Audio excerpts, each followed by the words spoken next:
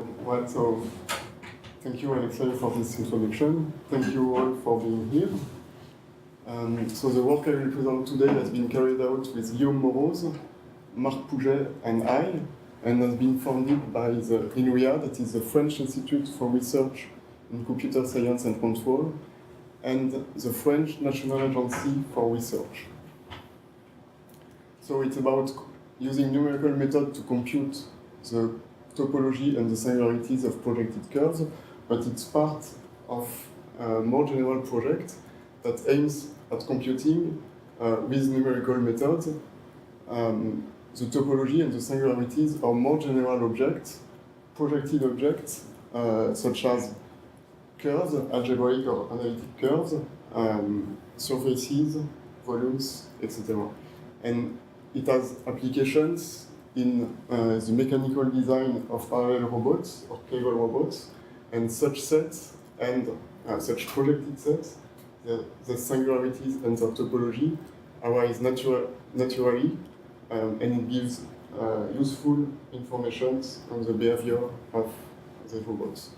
So let's go on the first step, that is considering projected curves.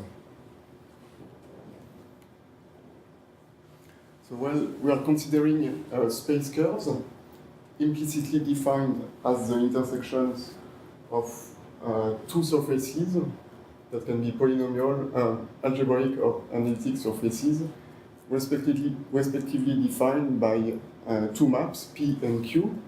So under genericity assumptions on P and Q, the space curve they define, that is here called C and drawn in green, is smooth, but its projection in the xy plane is not smooth and has singularities that are nodes. A node is the intersection of the projections of two components of the space curve.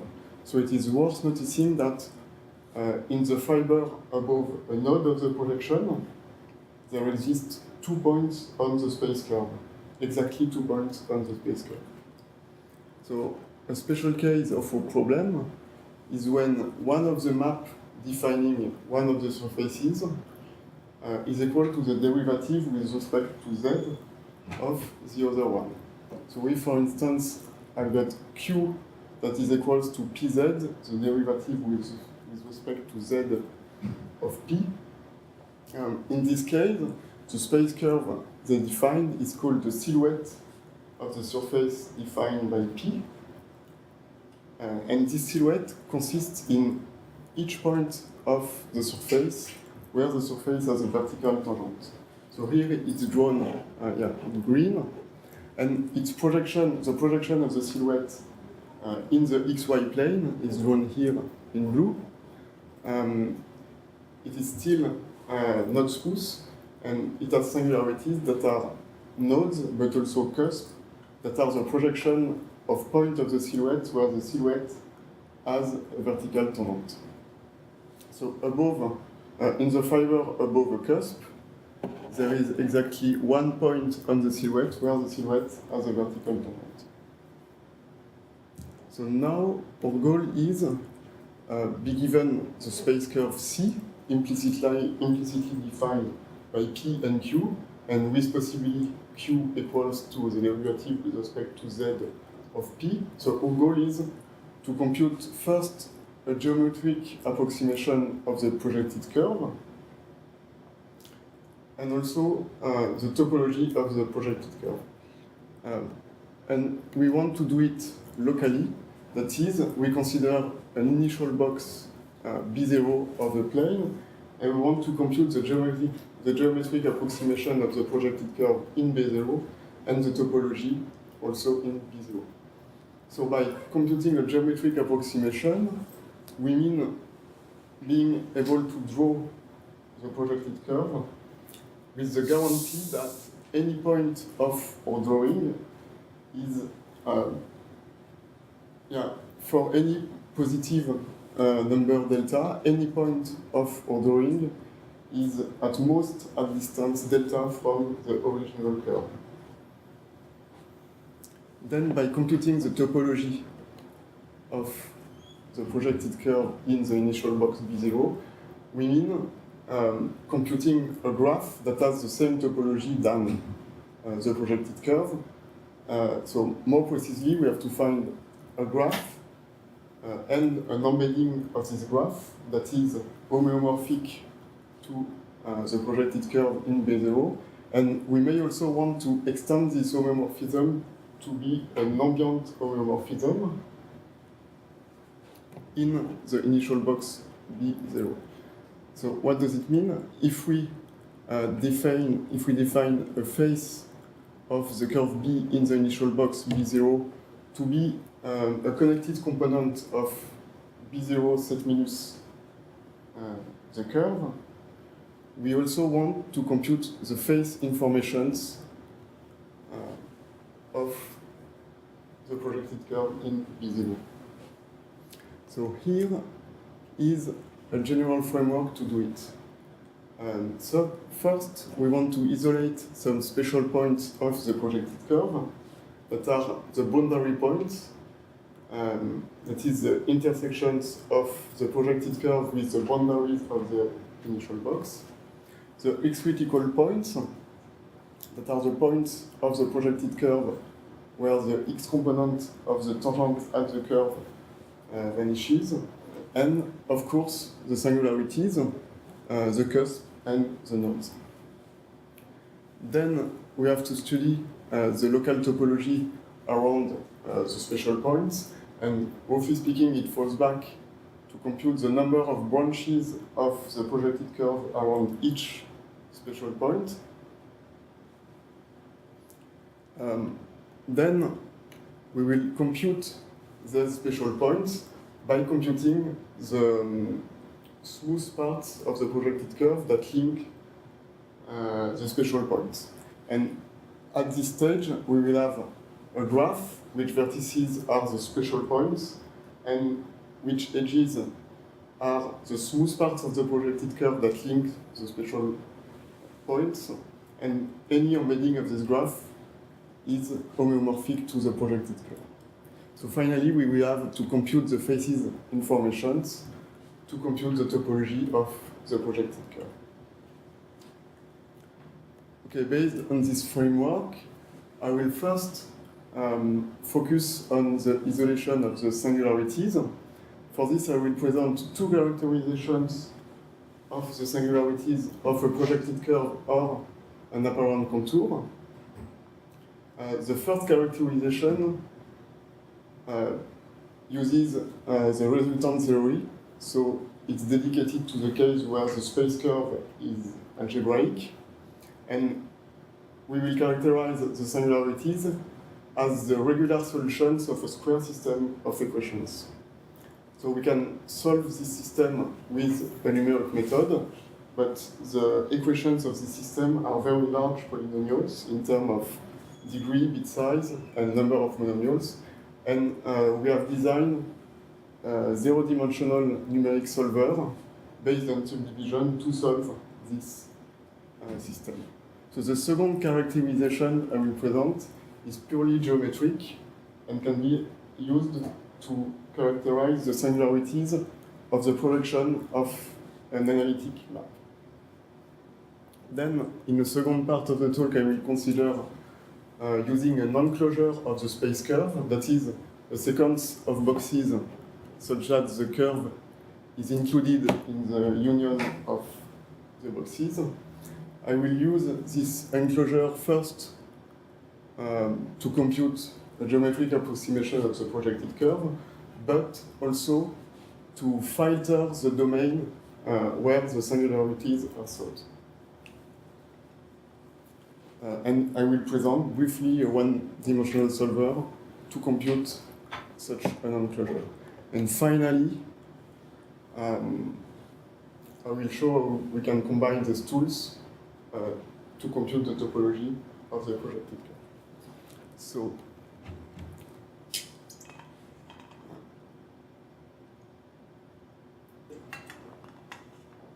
let's first focus on characterizing the singularities of a plane curve B implicitly defined by a bivariate polynomial R.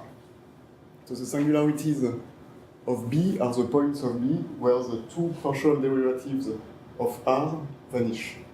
So it gives a characterization of the singularities as the solution of a system of three equations in two unknowns. The system is overdetermined, and it has also non-regular solutions. So if we want to solve this system, we can do it with, for instance, symbolic approaches, using Gröbner basis or rational univariate representations, for instance. But now, if the plane curve B is defined as, for instance, the apparent contour of a surface defined by a polynomial P, this polynomial R can be obtained as the resultant of P and Pz with respect to Z. And this resultant defines exactly the projection of the intersection of the two surfaces defined by P and Pz. But this resultant is very large compared, it's a polynomial in xy, and it's very large compared to the polynomial P. Let's take an example. If P is a dense polynomial of degree 6 and bit size 8, so this is an instance of such a polynomial. This is the apparent contour of the surface it defined, and the resultant polynomial of P and Pz with respect to Z has degree 30, bit size more than 100, and 500 monomials. And the size of this resultant polynomial may suffer the symbolic approaches. So here, to illustrate this, I used RS-cube, that is a solver available in Maple, that uses rational univariate representations. So I use this solver to isolate the singularities of the apparent contour of a surface defined by a polynomial P with growing degree. And we find the singularities by solving this system S. And one can see that the time required to solve S increases dramatically with the degree of P. So when... so by the way, so you linked this to robots, right? I link these to? Robotics, right? Robots. Yeah. So the polynomials you're talking about here, are they artificially constructed, or are they actually coming from a concrete question about robots? We can derive from robotics problems that are similar to these problems. It will be for very simple robots, and because in fact, when we, I'm not a robotician, but when we study the design of parallel robots, we consider what we call its working space, that are the different configurations it can reach. And this working space is defined, this workspace is defined as an analytic or algebraic set. And when studying the projection of this workspace, it will, so this projection contains some singularities that can be, as I show, cusp or nodes, and the singularities correspond to special configurations of the robot that maybe we want to avoid, or maybe we want to pass by those configurations to have special assembly of the robot. But here, this is, we can have such case for robots, but it will be for very simple robots. Did I answer your question? You're welcome. So when I began to work with Guillaume and Marc at Enoria, they had already proposed to use sub-resultant theory to characterize the singularities of a projected curve or an apparent contour. So I will present this characterization, but just recall that, suppose alpha beta is a node of the projected curve. So as I said previously, there is in the fiber over alpha beta exactly 2 points on the space curve, alpha beta z1 and alpha beta z2, and alpha beta z1 z2 is a solution of this system of equations. So we can say that the polynomials p and pz, specialized in alpha beta, have two common roots, z1 and z2.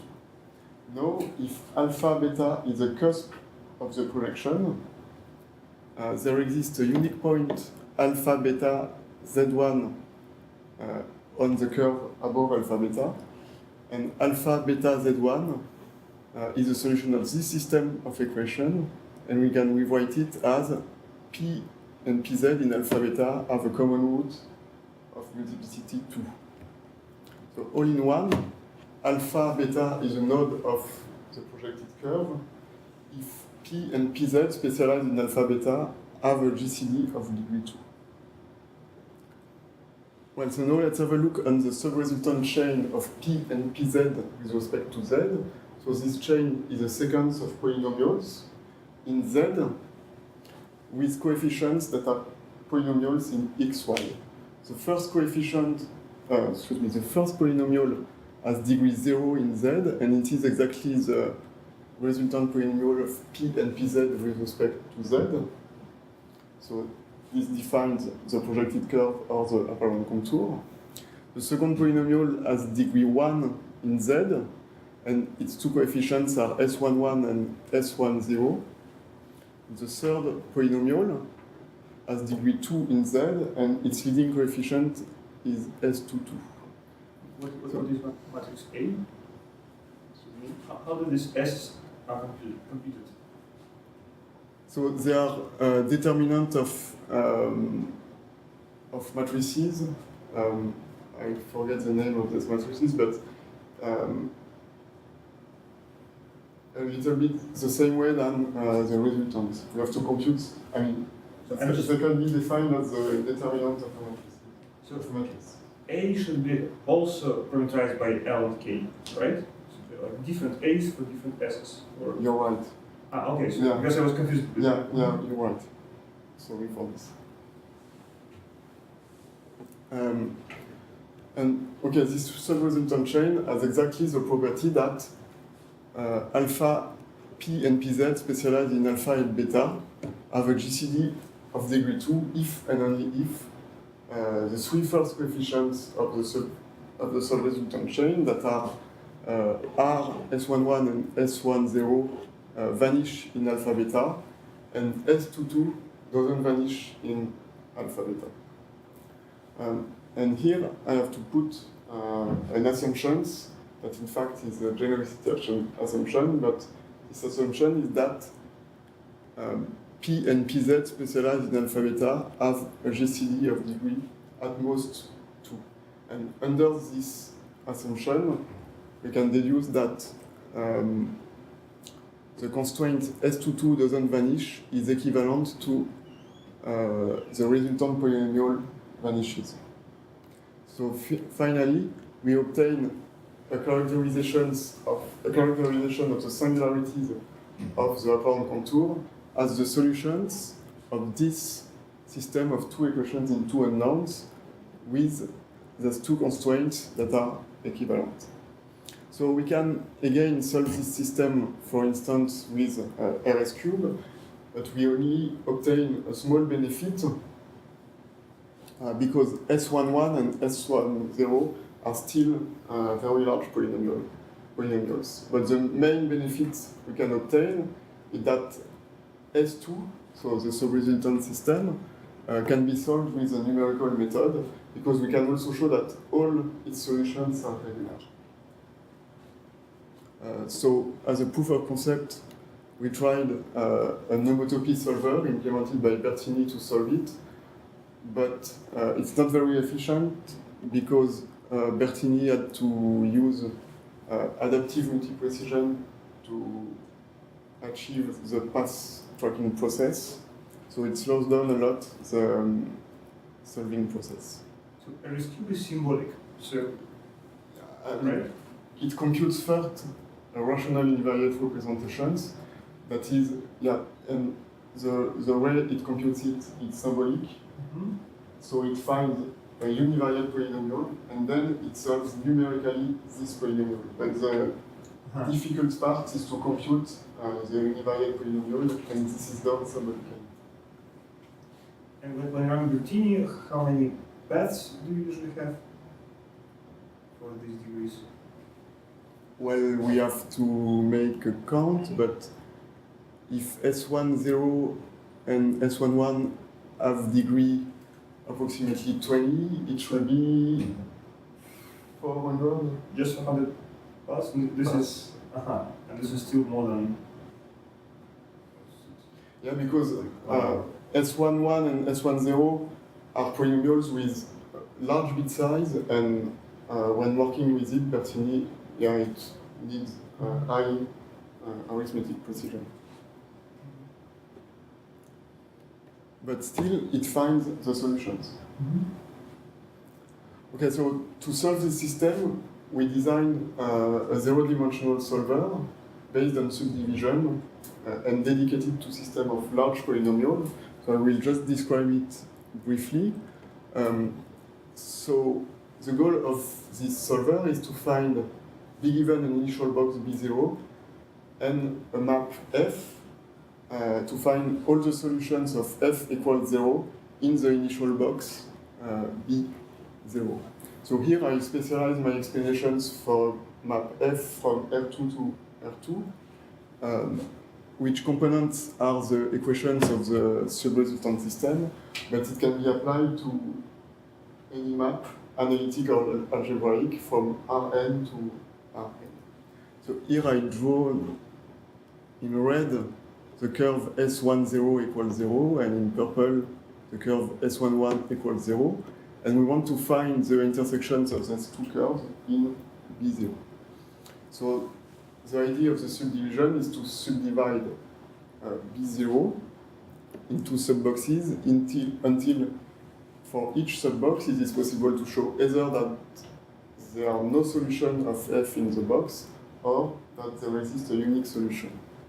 So be given a box B, we can show that there are no solutions of F in B by evaluating an interval extension of F on B, and if 0 is not contained in this evaluation, this is a proof that there is no solution in B.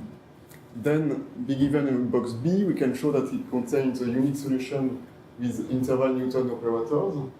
Such an operator maps to a box B another box, Kf of B, and if Kf of B is included in B, there exists a unique solution of F equals 0 in B. And interval Newton operators are also the nice property that once Kf of B is included in B, the sequence obtained by applying successively Kf converges quadratically to the unique solution in B. Okay, so now just recall that we want to find the 0 of F under the constraint that S22 is different from 0. And recall that it's equivalent to say that on a solution of F, either S22 doesn't vanish or the solution of F is not a point of the projected curve, that is, the resultant doesn't vanish. And we can hold such constraints with a subdivision approach because, with the following approach, suppose we have a box B that contains a unique solution of F equals 0. We can evaluate an interval extension of S22 on this box. If 0 is not contained in the evaluation, then the constraint is fulfilled and we have obtained a singularity.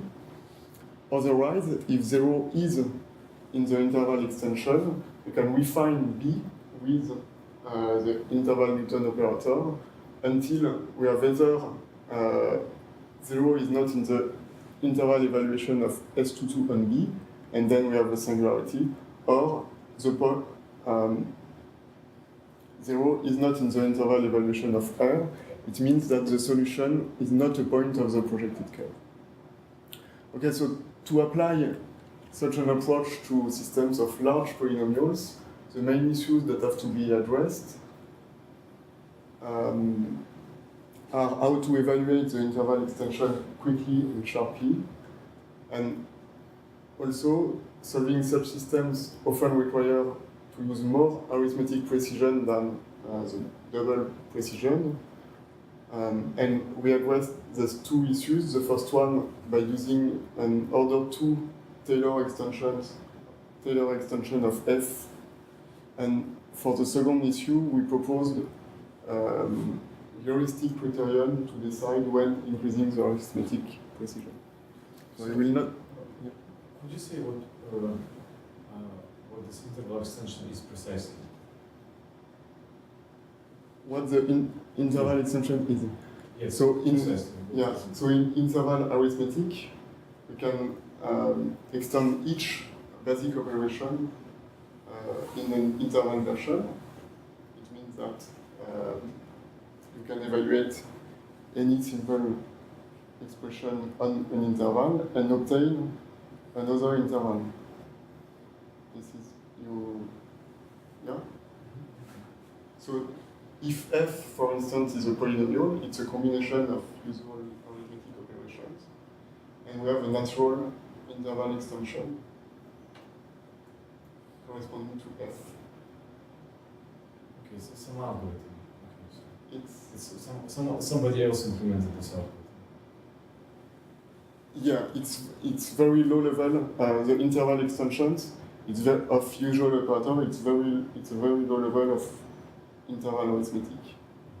Then we can use, for instance, the ownership of a polynomial to obtain a better extension, and then the literature of interval arithmetic propose different interval extensions for analytic or algebraic functions.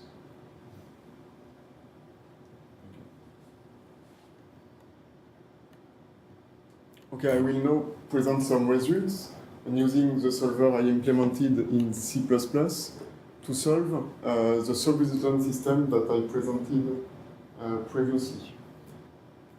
And our goal is to isolate the singularities of an apparent contour. So I recall here the results obtained with RS cube. So RS cube works in the whole plane, whereas we works in a compact initial box. Here it's -1,1 times -1,1. So we can see that we already obtain,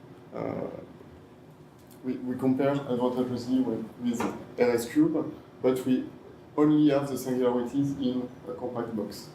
But we can extend our research to the whole plane with the following trick. So if we want to solve this system on the whole plane, we can do it by solving this system on the box -1,1 times -1,1, plus solving this system in the same box, and it will give us the singularities that lie in the green part of the plane. And so we can also solve this system on the box -1,1, -1,1, and it will give us the solutions that lie in the blue part of the plane. So we can obtain the solutions of this system of equations by solving 3 systems on the initial box -1,1 times -1,1.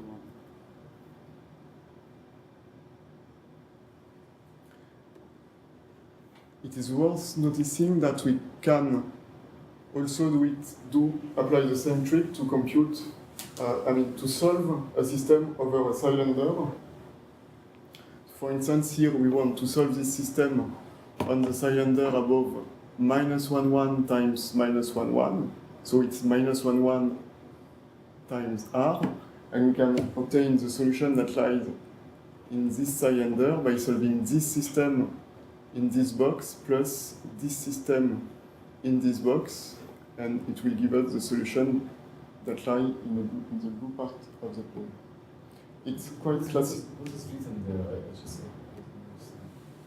Oh, this, okay, it's just the way, yeah, it's not easy to parse, but it's just the way to modify the initial system that we want to solve. What is the D?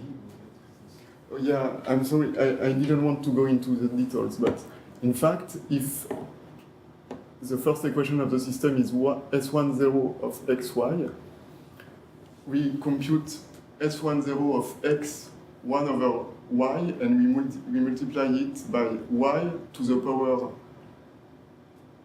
to a power that is the degree of S10 in y.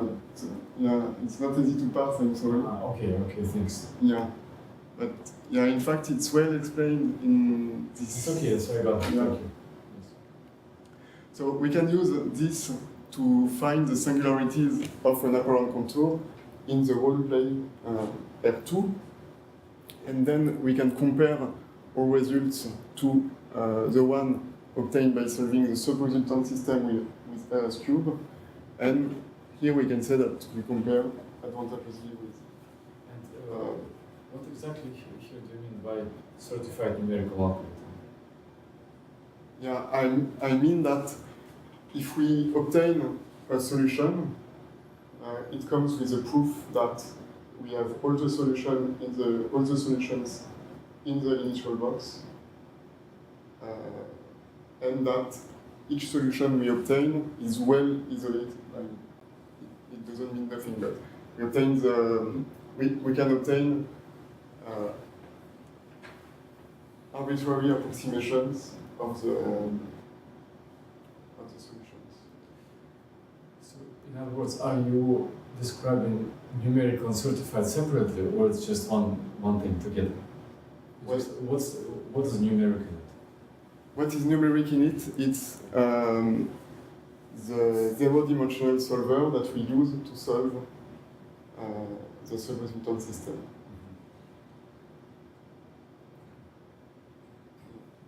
And if we obtain solutions, then we know that we have all the solutions. How did you generate the benchmark problems? So for each degree, D is the degree of the surface of which we compute the apparent contour. We generate 5 random examples, so 5 random polynomials. Dense, so you generate all coefficients randomly independently in some range. Excuse me? You generate all the coefficients randomly independently in some range. Yeah. Okay. And by randomly, what exactly do you mean?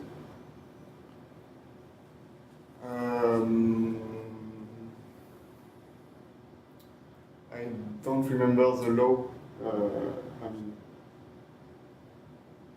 I used the maple function that generates randomly a polynomial, but I don't remember exactly how.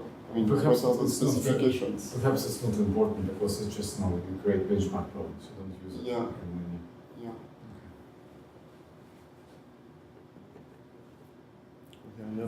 I will have to skip some parts of my talk.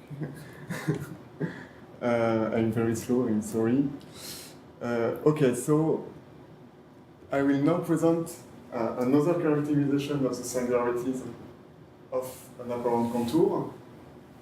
So this characterization is geometric and can be applied to compute the singularities of the apparent contour of an analytic surface.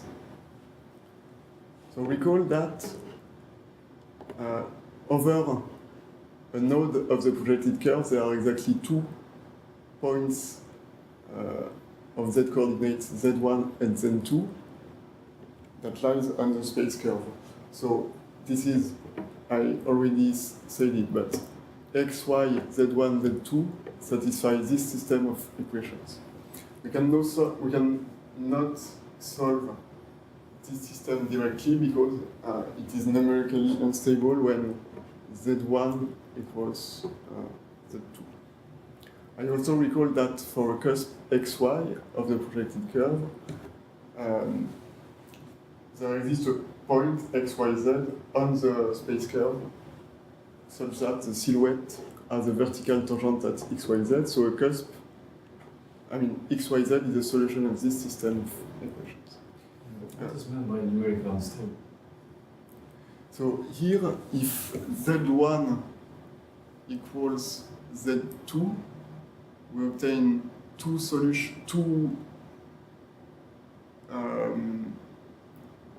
system of two polynomials in three variables.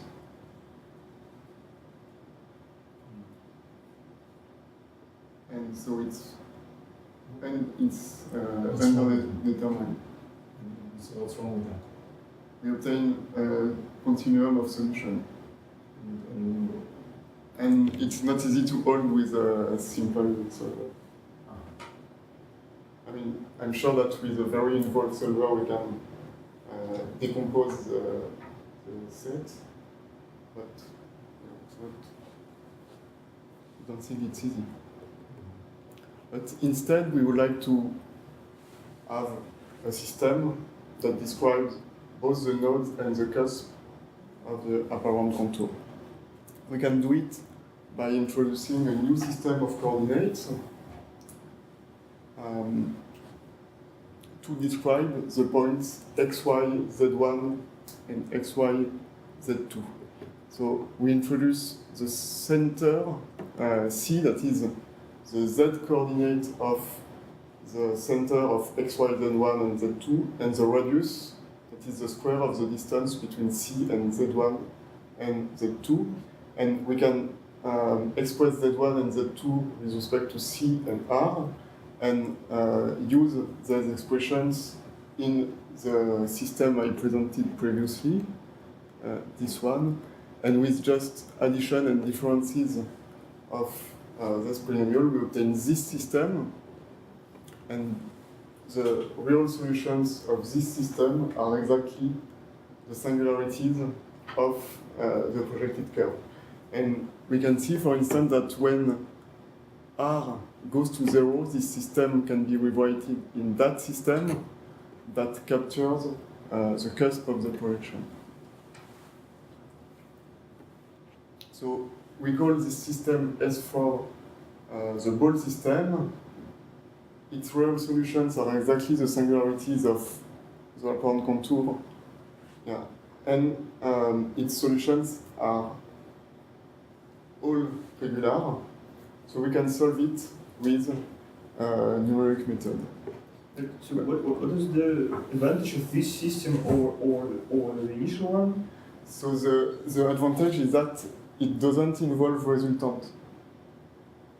I see. Yeah, So just only in the initial polynomial. Okay. Yeah, I should have said this. It does not involve resultant, and then the equations are not very large polynomials, and so it can be applied to analytic when P and Pz are analytic. So if we want to use the ball system to find the singularities in an initial box B0 of the plane, we have to solve the ball system on this cylinder above B0. So we can do it with the trick I presented previously. So it falls back to solve three systems on this compact box. And we can also look for the singularities in the whole plane, and it falls back to solve 5 systems in a compact box.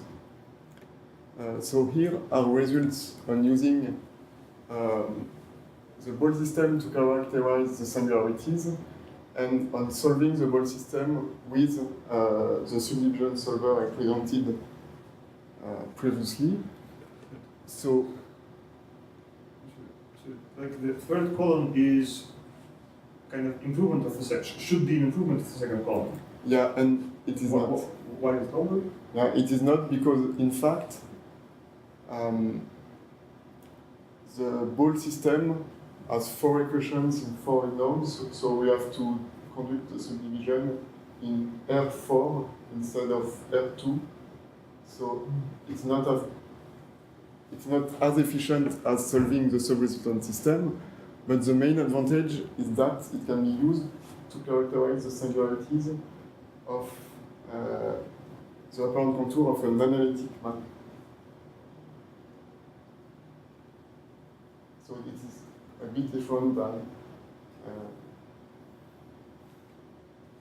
S2. And as far as I know, it is the first time that a characterization of the singularities of a projected analytic curve is proposed. And so the number for degree 8 is kind of large. So is it large deviation there? Is it large one? You can call like 8, 43, 70, 45. Yeah. So it's very volatile. Yeah, there is a lot of deviation. Yeah, there is a lot of deviations. And it's not easy to explain it, but it depends on the problems. But remark that it's the same for, it's the same, we solved the same example for each case, and it's the same for the sub-resultant system. Okay. Okay. I will go on the second part of my talk, and maybe I will stop after this part. So now we will consider using a non-closure of the space curve.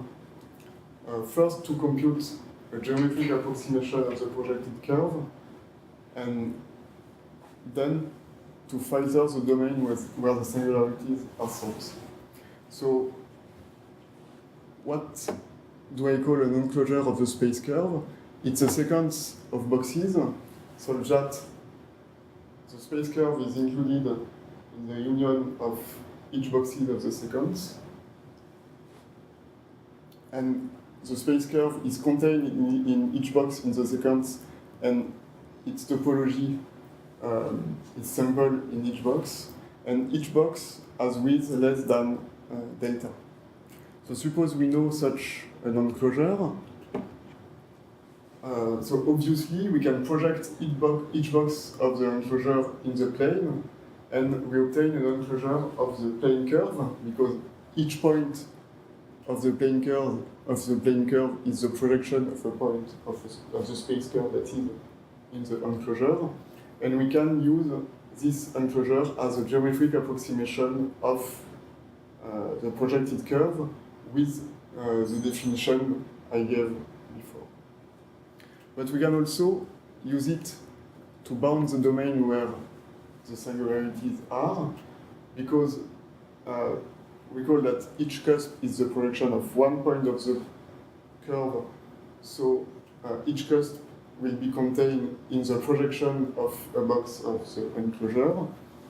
Each node is the projection of 2 points of the curve, so a node can be either in the projection of one box of the enclosure or in the intersection of two boxes, in the intersection of two projections of boxes of the enclosure. So we obtain a domain where the singularities lie, and if we consider using the ball system to isolate the singularities, we can also bound the domain where C and R are sought with the formulas, but I don't want to go into details. So now I will show how to obtain such an enclosure. We can do it, we want to obtain this enclosure above an initial box B0, and we can obtain this enclosure under the assumption that the space curve is smooth and compact over B0. So this curve has several connected components, and we can enclose each connected component with a certified path tracker that takes in input a box containing a point on a connected component, and that computes a sequence of boxes enclosing the connected component. So several such algorithms exist in the literature, and among them there is this one that is recent and that uses parallel tops instead of boxes to track the curve, and it results in a more efficient algorithm. What is parallel top? Excuse me, yeah, the parallel tops are boxes that are oriented with the tangent of the curve. Okay, so they're not necessarily rectangular. No. Okay. They are rectangular, but they are oriented with the tangent of the curve. Okay, so they're Yeah. okay. So I have still to show you how to obtain a point on each connected component of the space curve. So if we make the assumption that C, the space curve over the initial box B0, is compact, each connected component of C in the cylinder above B0 is either diffeomorphic to a segment and has exactly two intersections with the boundaries of the cylinder. And we can find these two intersections by solving system of two equations in two unknowns. Or a connected component can be diffeomorphic to a circle, and it has at least two x-critical points, and the x-critical points are the solutions of this system of three equations in three unknowns. And so we can solve this system, for instance, with a numeric method. So yeah, I will end this talk by giving some results and using this approach, that is computing the enclosure of the space curve to filter the domain where the singularities are sought, and isolating the singularities with the ball system.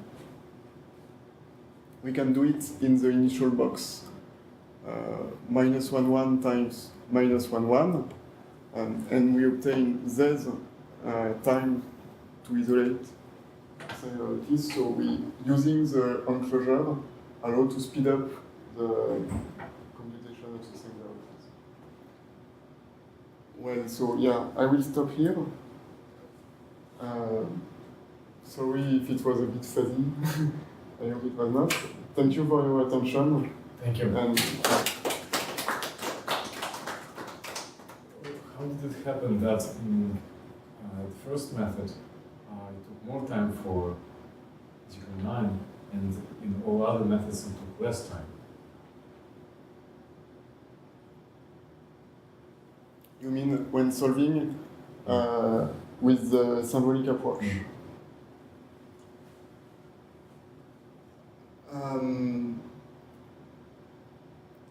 I think because so the symbolic approach uses rational univariate representation, and it's only symbolic computation. So I think I'm sure that it is not. It does not depend on the geometric configurations of the roots of the solutions that we are looking for. But in contrast, the three methods I present here depend on how the solutions close one to each other are, and something like this. So we are sensitive to hard problems, but symbolic approach are not. Because the computation is the same for each problem. Is it clear?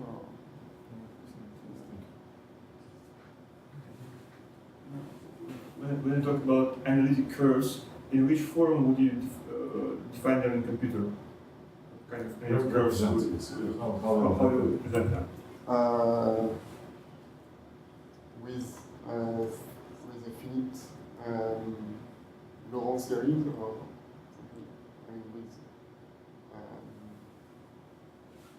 I'm not sure to understand the question. Is the black box that outputs some, you put something? So you want to design an algorithm, and how No. accept input? Yeah, we don't want to accept black box because we need also the derivatives.